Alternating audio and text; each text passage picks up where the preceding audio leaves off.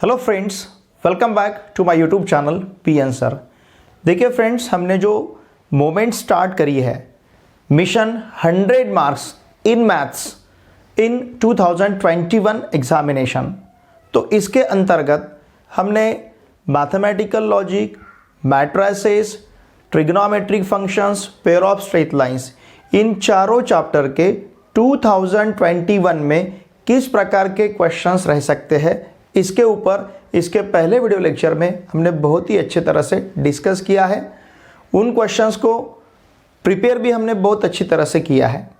और देखिए स्टूडेंट्स, आज के इस वीडियो लेक्चर में हम चैप्टर नंबर 5 वेक्टर्स, अब इसमें vectors and three dimensional geometry, ये दोनों भी चैप्टर का ये कॉम्बिनेशन है। तो इस चैप्टर में जो इंपॉर्टेंट क्वेश्चंस है, जो 2021 में क्वेश्चंस रह सकते हैं, उन क्वेश्चंस के ऊपर हम डिस्कस करेंगे। देखिए फ्रेंड्स, वैसे तो ड्यू टू कोविड-19 यहाँ पे कुछ सिलेबस डिलीट हुआ है।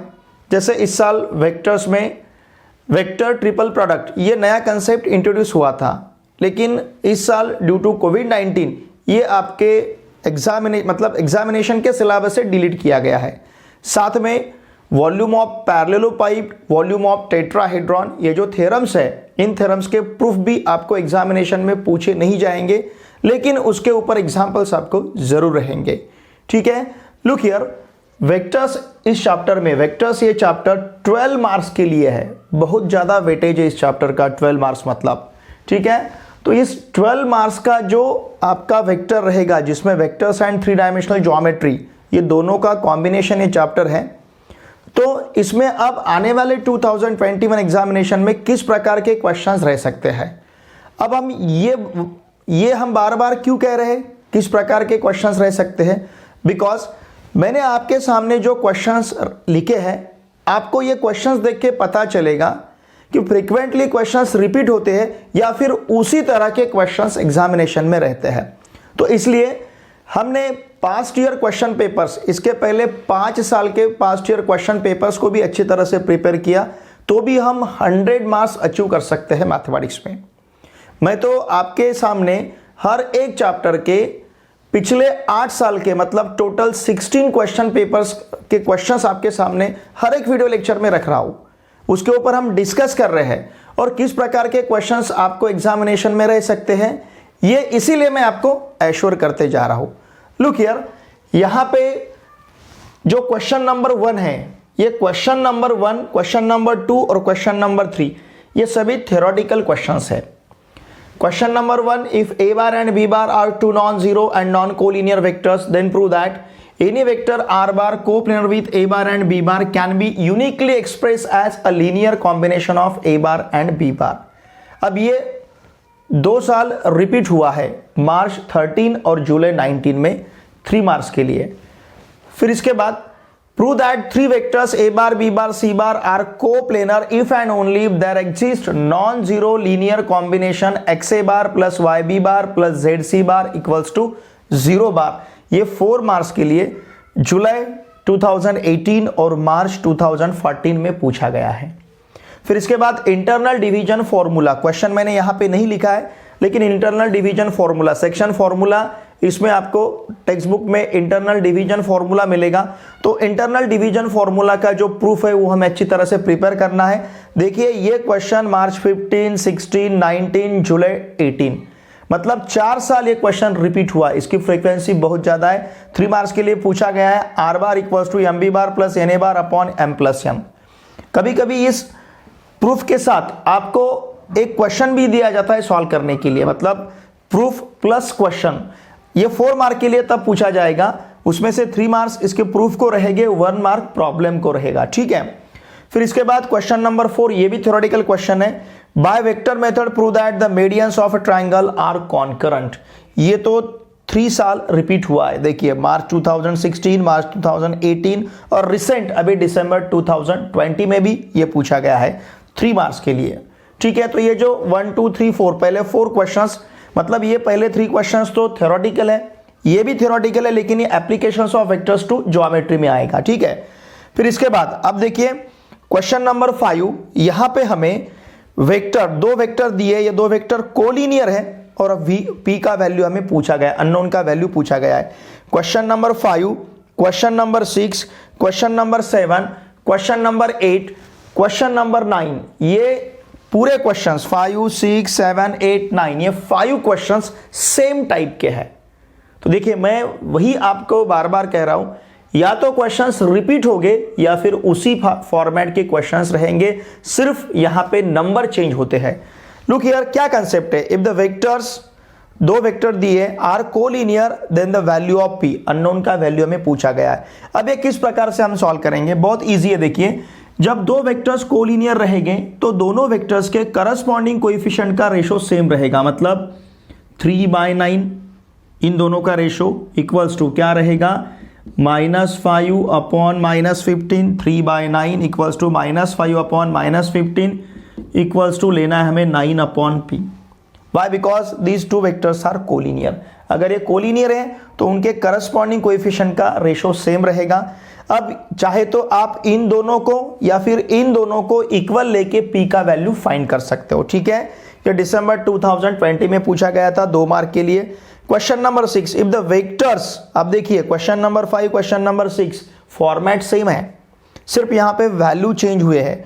2i cap minus 9j cap plus 3k cap, 4i cap minus 5j cap plus 6k cap are collinear. Concept वही है, 2/4 equals to minus Q, sorry Q है ये, minus Q upon -5 equals to 3/6, it is Q, ये Q है, 9 नहीं है, okay, ये है Q.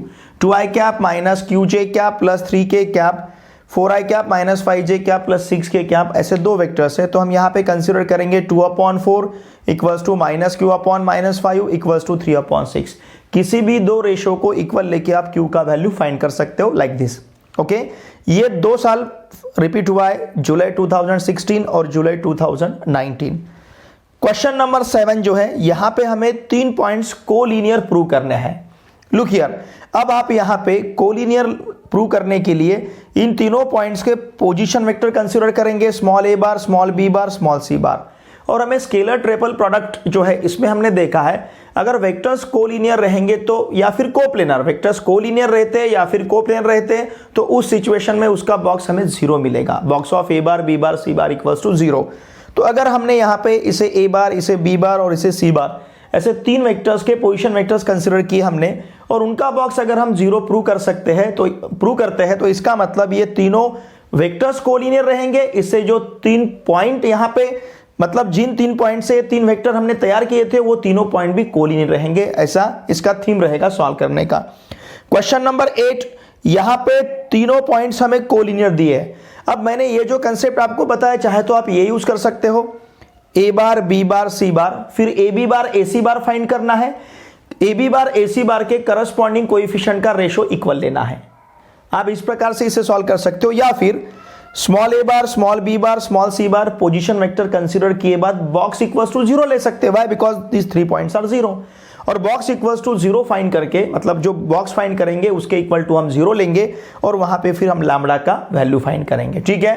Question number 9, if the points a2 1 1 b0 -1 4 c k3 -2 are collinear then k equals to, देखिए question number 8 question number 9 same है, format same है, सिर्फ पॉइंट्स के कोऑर्डिनेट चेंज हुए हैं, बाकी फॉर्मेट सेम है।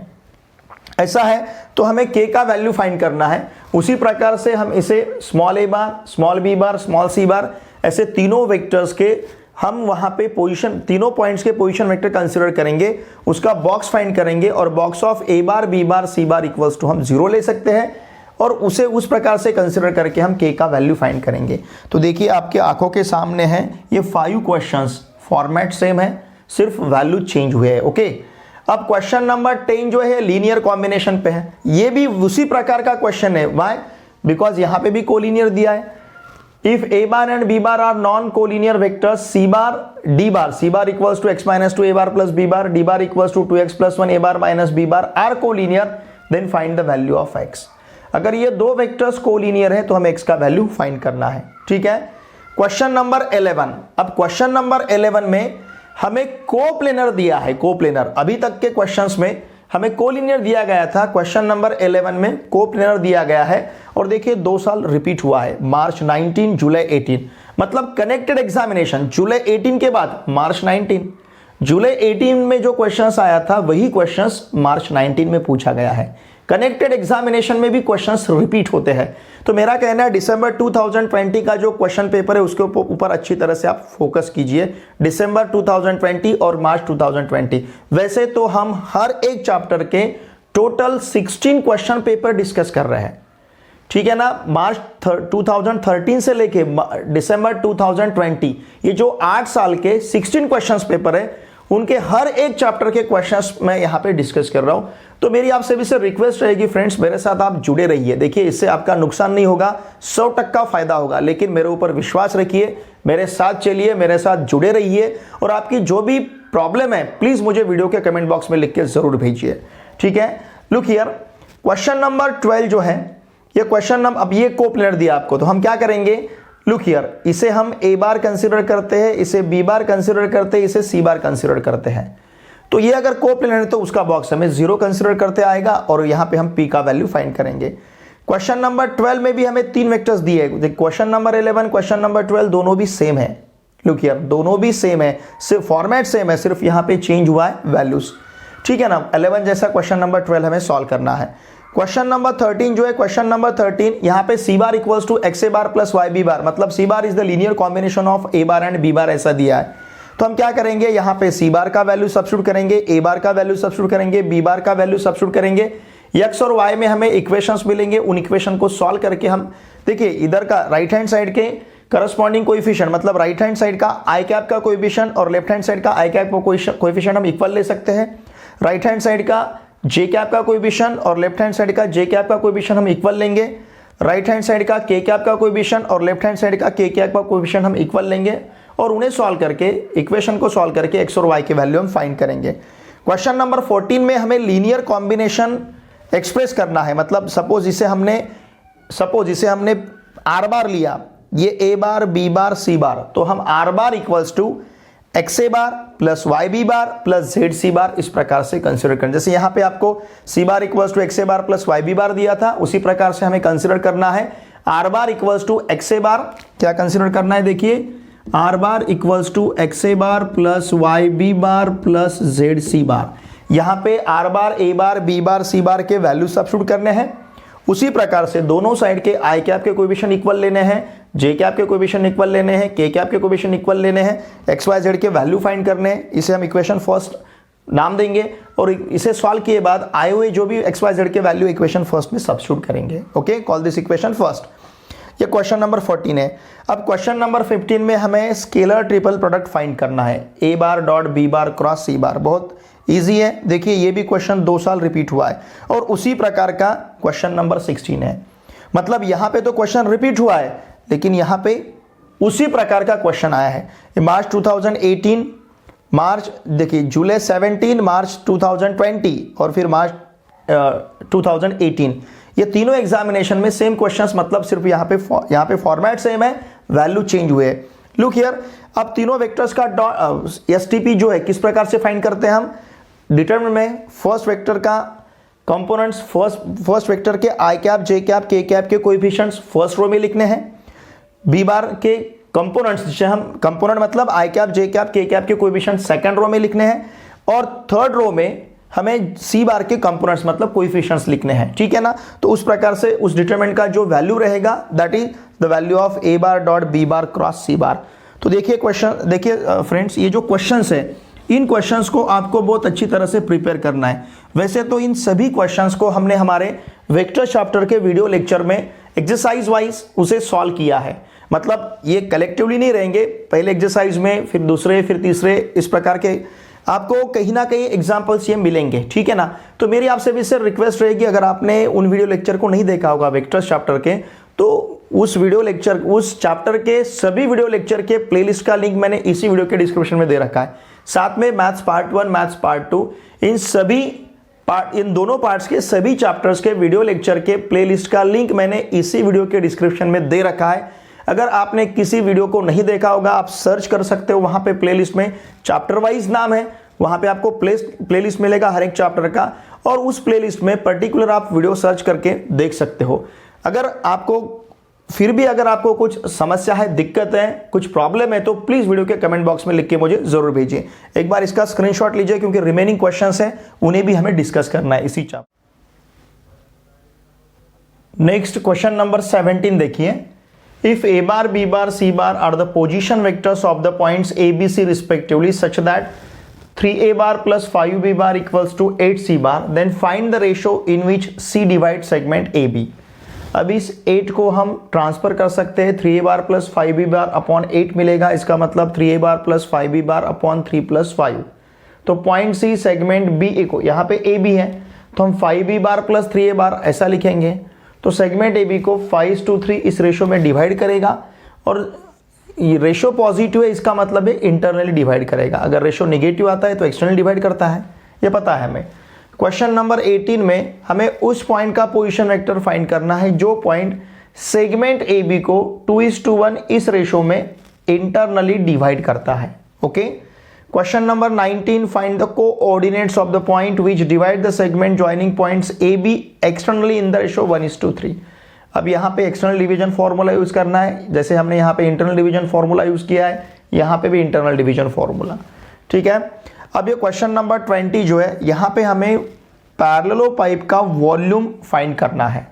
लुक हियर, सिंपल सा फॉर्मूला है, box of A bar B bar C bar. लेकिन एक बात याद रखिए, जब भी आप वॉल्यूम फाइंड करते हो तो वॉल्यूम हमें हमेशा पॉजिटिव लेना है और क्यूबिक यूनिट्स में लेना है। अगर सपोज वॉल्यूम नेगेटिव आता है तो उसका मॉड लेना है, उसे पॉजिटिव में कन्वर्ट करना है, और फिर लास्ट स्टेप में हमें क्यूबिक यूनिट्स ना भूलते हुए लिखना है। अगर आपने यूनिट नहीं लिखा तो आपको फुल मार्क्स नहीं मिलेंगे। ठीक है, यहाँ पे वॉल्यूम ऑफ टेट्राहेड्रॉन फाइंड करना है। टेट्राहेड्रॉन उसका फॉर्मूला है 1/6 box of A bar B bar C bar. दोनों में डिफरेंस इतना है, ये box of A bar B bar C bar है, और यहाँ का फॉर्मूला है 1/6 box of A bar B bar C bar. Coterminous edges यहाँ पे दिए हमें। ठीक है ना, यहाँ पे वेक्टर्स दिए, फर्स्ट सेकंड में थर्ड में पॉइंट्स दिए थे, तो इससे हम ए बार बी बार सी बार डी बार ऐसे 4 पोजीशन वेक्टर्स कंसीडर करेंगे। A B bar A C bar A D bar find करेंगे, और box of A B bar A C bar A D bar लेंगे। उसी प्रकार से यहाँ पे भी box of A B bar A C bar A D bar into 1/6 लेना है हमें वॉल्यूम फाइंड करते समय। देखिए प्रॉब्लम रिपीट हो रहे हैं, लेकिन फॉर्मेट सेम है, सिर्फ वहाँ पे वैल्यू चेंज हो रहे हैं। वैसे तो प्रॉब्लम ही रिपीट हो रहे हैं। ओके, अब क्वेश्चन नंबर 22 में यह बॉक्स प्रोडक्ट के प्रॉपर्टी पे पूछा गया है। हमें पता है C bar equals to 3a bar minus 2b bar, इसका मतलब C bar A bar B bar, C bar is the linear combination of A bar and B bar है। तो इसका आप इसका बॉक्स फाइंड करते किए बाद हमें यहाँ पे आंसर 0 ही मिलेगा। यहाँ पे जो हमने प्रॉपर्टीज ऑफ बॉक्स प्रोडक्ट देखे उसे हम यूज कर सकते हैं। Box of A bar B bar C bar अगर 0 नहीं है और P bar Q bar R bar का वैल्यू हमारे पास है, तो हमें A bar dot P bar plus B bar dot Q bar plus C bar dot R bar का वैल्यू फाइंड करना है। क्वेश्चन नंबर 24, ये सेंट्रॉइड जो फॉर्मूला यहाँ पे हमें यूज करना है। हमें ओरिजिन दिया है centroid triangle A B R का, point A point B point R. अगर ऐसा है तो यहाँ पे हर एक पॉइंट में जो अननोन है पी क्यू आर, इनके वैल्यूज हमें फाइंड करने हैं। सेंट्रॉइड का फॉर्मूला है हमारे पास, सपोज यहाँ पे सेंट्रॉइड अगर हम जी लेते हैं, बाद में उसे ओरिजिन कंसिडर करना है, तो G bar equals to A bar plus B bar plus R bar upon 3, इस प्रकार से सेंट्रॉइड का फॉर्मूला हम यूज करेंगे। क्वेश्चन नंबर 25 में यूजिंग वेक्टर मेथड हमें ट्राइंगल का इन सेंटर फाइंड करना है। ट्राइंगल के वर्टिसेस दिए पी क्यू आर, 4 मार्क्स के लिए क्वेश्चन है।